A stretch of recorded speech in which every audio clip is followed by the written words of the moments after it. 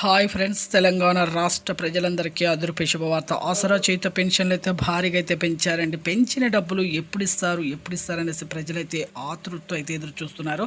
మరి అయితే 2 నెలల డబ్బులు ఇస్తారా? కొంతమందికి రద్దు అవుతున్నాయి. ఎందుకు రద్దు అవుతున్నాయి? మరి ఎన్ని లక్షల మందికి రద్దు అవుతున్నాయి? మరి ఎంతమందికి, పాత వారికి, కొత్త వారికి ఎప్పుడు ఇస్తారు? తెలుసుకునే ముందు లైక్ చేయండి, షేర్ చేయండి, సబ్స్క్రైబ్ చేయండి. పక్కన ఉన్న bell icon all symbol button గంట సింబల్ నొక్కితే నేను వేసే లేటెస్ట్ అప్డేట్స్ వీడియోస్ వెంటనే మీకు అయితే మీ ముందుకు అయితే వస్తాయండి. ఇక లేట్ చేయకుండా అయితే వీడియోలకు అయితే వెళ్ళిపోదాం. నా సబ్స్క్రైబర్స్ అందరూ మీకు తెలిసిన వారికి, స్నేహితులకి, బంధువులకి అందరికీ షేర్ చేయండి. చాలా ఇంపార్టెంట్ వీడియో. ఇక లేట్ చేయకుండా వీడియోలోకి వెళ్ళిపోతాం. పాత వారికి, వృద్ధులకి, వితంతువులకి, ఒంటరి మహిళ 4,000, వికలాంగులకి 6,000 రూపాయలు అయితే రావడం జరుగుతుంది.